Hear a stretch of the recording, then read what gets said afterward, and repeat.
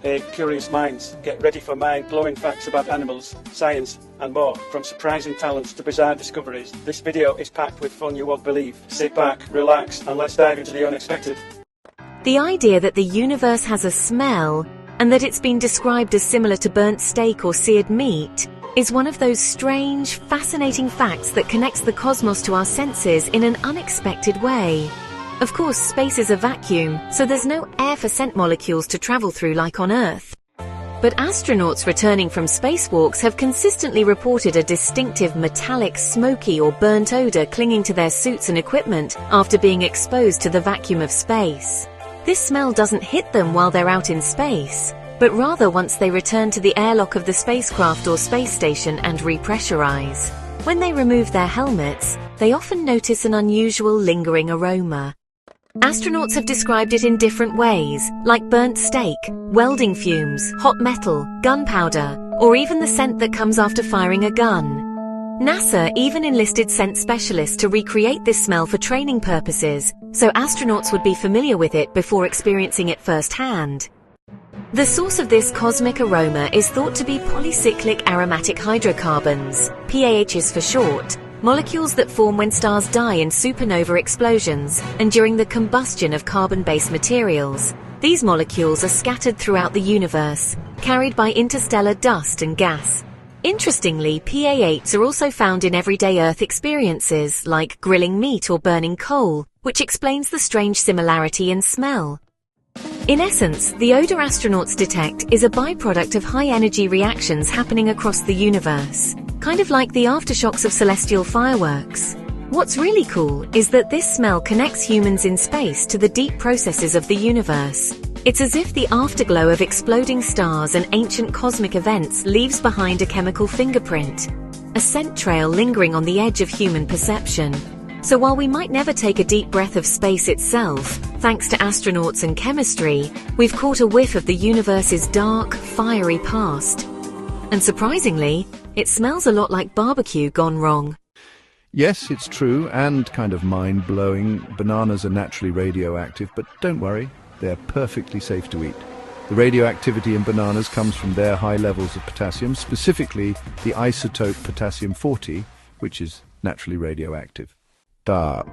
Potassium is an essential nutrient that helps regulate fluid balance, muscle contractions, and nerve signals in the human body. A small portion of all natural potassium, about 0.012%, is the radioactive isotope potassium-40. And because bananas are rich in potassium, they carry a tiny amount of radioactivity. This radiation is so minimal that it's harmless. In fact, it's so minor that scientists use the concept of the banana equivalent dose as a fun, informal way to explain radiation exposure to the public. Eating one banana exposes you to about 0.1 microsieverts of radiation. Ta-tam! For comparison, a dental X-ray is around 5 microsieverts, and the average person receives about 2,400 microsieverts, or 2.4 millisieverts of background radiation per year just from natural sources like cosmic rays, radon gas, and even the ground. To put it into perspective, you'd have to eat around 10 million bananas at once to die from radiation poisoning.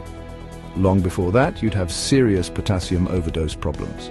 So despite their radioactivity, bananas are still a healthy snack and a great source of nutrients like vitamin B6, vitamin C, and dietary fiber. Interestingly, the banana's radioactive nature has even been used to illustrate concepts in nuclear physics and environmental science. Shipments of bananas have been known to trigger radiation sensors at ports and border checkpoints, not because they pose a danger, but because the sensors are just that sensitive. This also shows how even natural sources of radiation are all around us, not just in power plants or medical equipment. So yes, bananas are radioactive, but not in a way that should worry you. Instead, it's a quirky, fascinating example of how natural elements and nuclear science intersect in everyday life. Proof that the universe likes to sneak science into our snack time.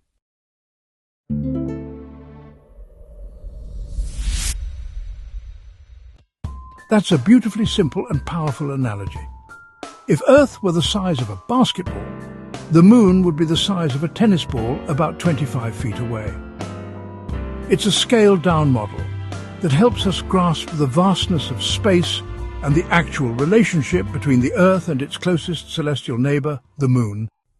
In reality, the Earth has a diameter of about 12,742 kilometres, or 7,918 miles, and the Moon is about 3,474 kilometres, or 2,159 miles, across, roughly 27% the size of Earth.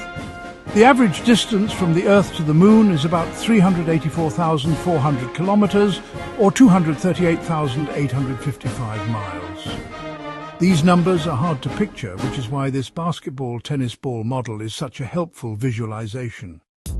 If we shrink the Earth down to the size of a standard basketball, about 24 centimetres or 9.5 inches in diameter, and scale everything down proportionally, the Moon would be around 6.4 centimetres or 2.5 inches in diameter, about the size of a tennis ball.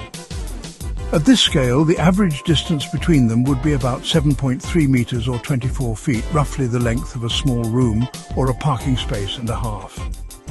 This simple mental image instantly gives us a sense of how far the Moon really is in relation to its size, and how empty the space between Earth and Moon truly is.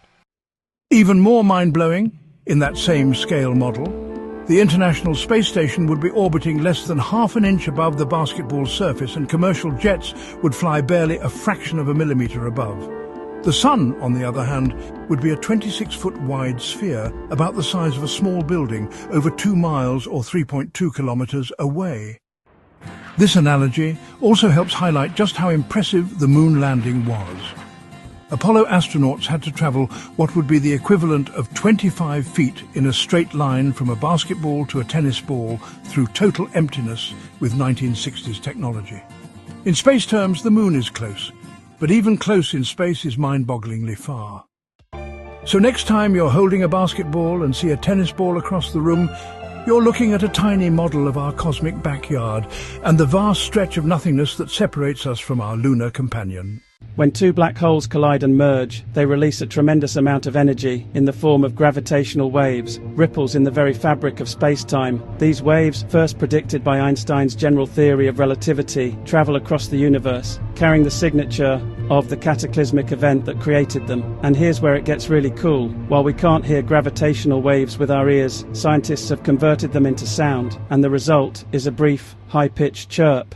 The first time we ever heard this cosmic chirp was in 2015, when the Laser Interferometer Gravitational Wave Observatory, or LIGO, detected gravitational waves for the first time in history. The waves came from the collision of two black holes over 1 billion light years away. When the data was converted into audio frequencies, the sound resembled a short, ascending whoop, a quick, rising chirp that lasted just a fraction of a second. That simple sound marked the birth of a new era in astronomy. So why does it sound like a chirp? As the two black holes spiral toward each other, they orbit faster and faster, sending out gravitational waves at increasing frequency and amplitude. Right before they merge, the energy output spikes dramatically in what's called the inspiral and merger phase, which causes the pitch of the wave to rise sharply, like the sound of something speeding up just before impact. It's almost like a cosmic zip that ends in silence after the black holes become one. What's incredible is that this chirp represents a mind-blowingly violent event, the collision of objects with masses dozens of times greater than our Sun, warping space-time itself. Yet when we translate that into sound, it's so gentle, so brief, just a soft little chirp in the cosmic night. It's the ultimate paradox, a titanic event rendered into something we can hear and comprehend, thanks to physics, technology, and a bit of creativity.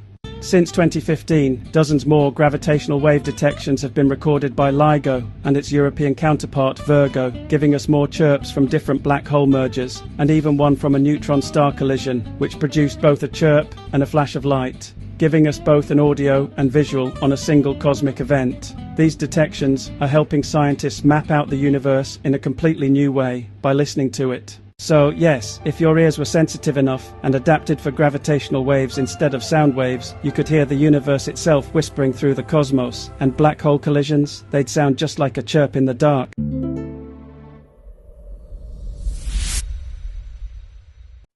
Yes, it sounds completely counterintuitive, but it's true. You're technically closer to outer space standing at sea level near the equator than you are at the summit of Mount Everest.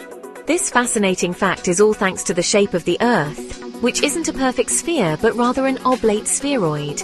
That means it's slightly flattened at the poles and bulged at the equator due to the Earth's rotation. Because of this bulge, the equator sticks out farther from the Earth's center than any other part of the planet. So even though Mount Everest is the tallest point above sea level, standing at 8,848 meters or 29,029 feet, it's not the farthest point from the Earth's center. That title actually goes to Mount Chimborazo in Ecuador, which is only about 6,263 meters or 20,549 feet tall. Why? Because Chimborazo sits almost exactly on the equator, right where Earth's equatorial bulge is greatest. As a result, the summit of Chimborazo is over 2 kilometers, about 1.2 miles, farther from the Earth's core than the peak of Everest. Now here's the twist. Space is typically defined as beginning at the Kármán line, about 100 kilometers or 62 miles above sea level. And while Mount Everest is certainly higher in altitude, it's still located roughly 27 degrees north of the equator, meaning it's actually closer to the center of the Earth than some sea level locations right on the equator. So if you're standing on a beach in Ecuador, Kenya or Indonesia, your head is physically closer to space than someone standing on Everest, even if you're at zero elevation. This is one of those facts that turns our usual way of thinking upside down. We tend to imagine higher as always being closer to space, but on a rotating, slightly squished planet, geography, latitude and physics all play a part. It also means the very definition of tallest mountain depends on your perspective. Whether you're measuring from sea level, from the center of the Earth, or all the way to space. So, next time you're near the equator, take a second to look up. You're a little closer to the stars than you might think. When we say your brain can rewind time, we're not talking about time travel in the sci-fi sense. Instead, it refers to how your brain processes sensory information and how it can create the illusion of reversing or bending time, essentially editing reality after the fact to make sense of the world more smoothly. Instead, it refers to how your brain processes sensory information and how it can create the illusion of reversing or bending time, essentially editing reality after the fact to make sense of the world more smoothly. One of the most well-known examples of this is the flash lag illusion. In this experiment, when a moving object and a brief flash of light occur at the same time, people almost always perceive the flash as happening after the moving object has passed, even though they occurred simultaneously. What's happening is your brain is trying to predict motion, and it slightly delays the processing of the flash because it's unexpected. Then it rewinds and adjusts your perception so that everything fits more coherently, even if it means distorting the actual order of events. It's like your brain is buffering and editing a live stream of reality.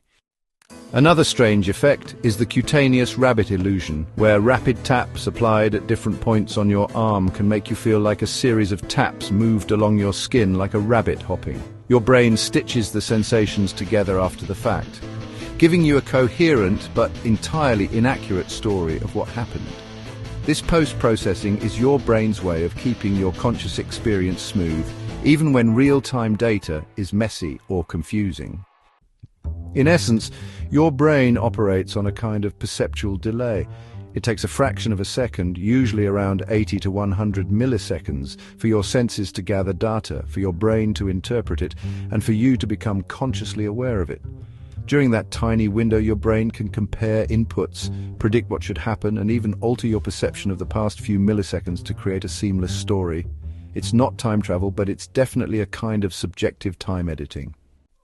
This ability likely evolved to help us survive, being able to predict danger, interpret fast motion, or make sense of rapid sensory input is crucial for reacting to the environment. But it also means that what you perceive as now is actually a slightly delayed, reconstructed version of reality, stitched together by a brain that's constantly analyzing, guessing, and sometimes rewinding.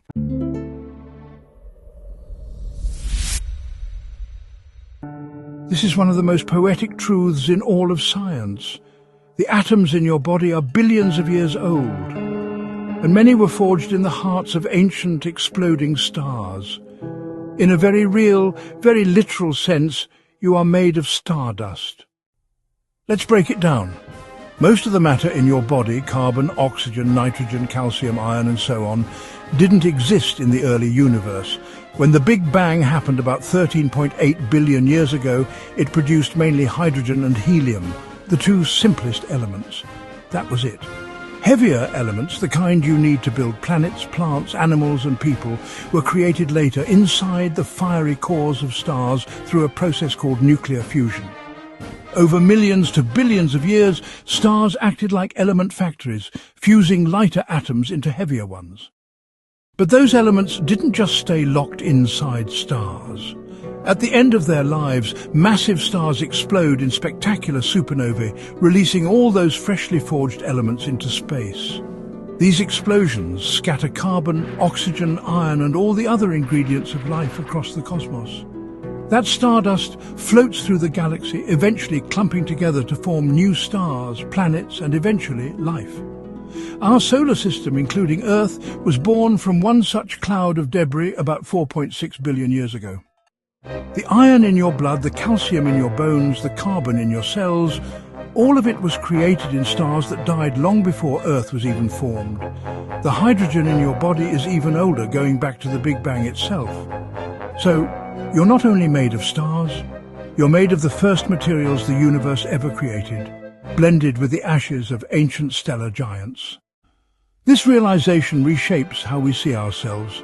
You're not just a product of biology and evolution, you're also a cosmic artifact, part of an unbroken chain of events stretching back to the birth of the universe. Every breath you take, every heartbeat, is powered by atoms with a history billions of years in the making. It's humbling, awe-inspiring and deeply beautiful. You are the universe becoming aware of itself. This is one of those quietly epic facts about our planet. The Earth's rotation is gradually slowing down, and in the far future, a day on Earth will be longer than 24 hours. In fact, it's estimated that in about 140 million years, a single day will last 25 hours. That's right, future Earthlings, or whatever life exists then, will experience longer days, not because of some dramatic event, but because of a slow, invisible tug-of-war playing out over eons. This gradual slowdown is mainly due to the gravitational interaction between the Earth and the Moon, a process known as tidal friction. The Moon's gravity pulls on Earth's oceans, creating tides, but because the Earth rotates faster than the Moon orbits, those tidal bulges are always just slightly ahead of the Moon. This creates a subtle drag, which transfers some of Earth's rotational energy to the Moon. As a result, the Earth spins a little slower, and the Moon slowly drifts farther away by about 3.8 centimeters, or 1.5 inches per year. Right now, the Earth takes about 24 hours to complete one full rotation, but this wasn't always the case. When the Earth was young, a day was much shorter, around 4 to 6 hours long. Over billions of years, it's been steadily slowing. Ancient fossilized corals, which laid down daily growth rings, reveal that hundreds of millions of years ago, there were over 400 days in a year, meaning days were shorter than they are now. The shift to a 25-hour day won't happen anytime soon. It's a slow cosmic process. By the time we get there, continents will have completely rearranged themselves, and life as we know it may have evolved or vanished entirely. Still, this gradual change reminds us that even things that seem constant, like the length of a day, are fluid on a geological timescale. It also highlights just how deeply interconnected everything in our solar system is. The Moon, though small, plays a massive role in Earth's rhythms, not just with tides, but with time itself. So the next time you glance at a clock or mark your calendar, remember, the way we measure time is literally a byproduct of celestial mechanics, and it's slowly but surely changing.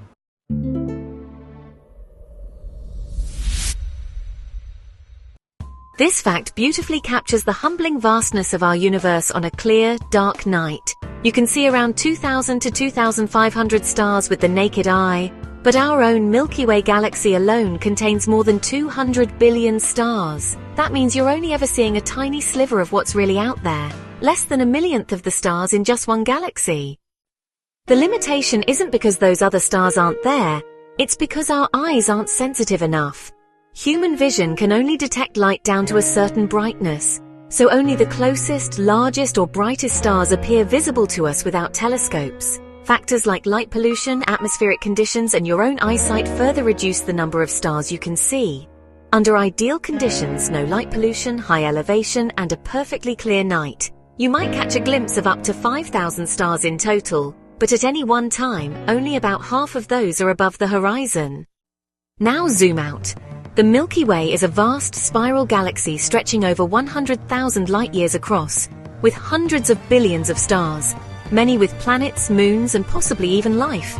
What we see as the Milky Way band in the night sky is actually just a side-on view of our galaxy's dense core, filled with billions of stars so tightly packed that their light blurs into a soft glow. You're not seeing the whole galaxy, you're seeing a crowded street lamp-lit alley of it. Even more mind-bending? The Milky Way is just one galaxy among perhaps 2 trillion in the observable universe. That means the total number of stars in the universe is estimated to be around 1 septillion. A number so big it's practically incomprehensible. And yet, from Earth, we see only a few thousand pinpricks of light, giving us the illusion of a quiet, still sky. This contrast between what we can see and what actually exists is a reminder of how limited our perception is, and how much of the universe remains hidden from our direct view. But it's also inspiring. Every one of those stars you can't see is a sun in its own right, possibly with its own system of planets. And maybe, just maybe, other beings staring up at their own sky wondering the same things. This one taps into a phenomenon we all feel but rarely understand. Time seems to speed up as we get older. Summers fly by, years blur together, and before we know it, entire decades feel like they've passed in a blink. But why does this happen? One of the most compelling explanations is rooted in proportional perception. The idea that each year feels shorter because it represents a smaller fraction of your total life. Think of it like this. When you're 5 years old, a single year is 20% of your entire life, a huge chunk of time in your personal timeline. Everything feels new, every experience is fresh, and your brain is constantly forming new memories. That's why time in childhood feels expansive. The days are packed with novelty, and your brain is absorbing everything at full speed. But by the time you're 30, a year is only about 3.3% of your life. At 50, it's just 2%. Because each year is a smaller piece of the puzzle, it feels like less time in comparison. Your mind starts to compress time, not just mathematically, but psychologically. And as routine takes over and novelty fades, your brain forms fewer unique memories. Another reason why time seems to pass more quickly. Days filled with repetition and routine don't register as deeply as the novelty of childhood experiences, making time feel like it's slipping away. There's even a name for this line of thinking, the ratio theory of time perception. It's not just a poetic idea, it's grounded in cognitive science. Our brains seem to perceive the passage of time in a logarithmic, not linear fashion. In other words, time doesn't feel like it ticks evenly, it feels like it compresses as we age. This can sound a bit bleak, but it also has a silver lining. We can slow down our perception of time by injecting novelty into our lives. Traveling to new places, learning new skills, changing routines, and even being more mindful can make time feel richer and fuller. In a way, you can stretch your experience of time not by changing the clock, but by changing how you fill your hours. So the feeling that time speeds up isn't a trick or a flaw, it's a natural mathematical consequence of aging. But it's also a quiet reminder to stay curious, stay engaged, and keep making memories that matter. Thank you for watching. We hope these mind-blowing facts left you amazed and inspired. Don't forget to like, subscribe, and hit that notification bell because there's plenty more where that came from. Stay curious, and we'll see you in the next one.